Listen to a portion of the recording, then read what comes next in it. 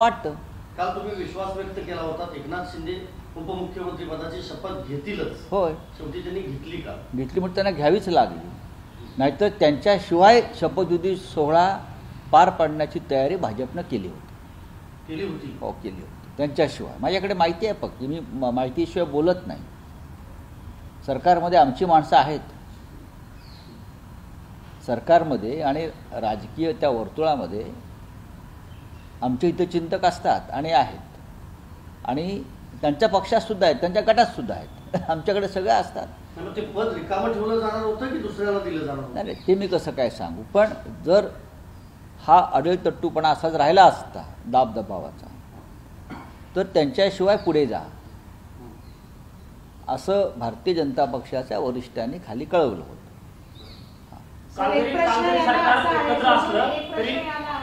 असं सोडून की ज्या प्रकाराने एकनाथ शिंदे एंड पर्यंत हो नाही करत राहिलं, याचा अर्थ काय? मेजॉरिटी मी आता उत्तर दिलं. तरी तुम्ही शेवटपर्यंत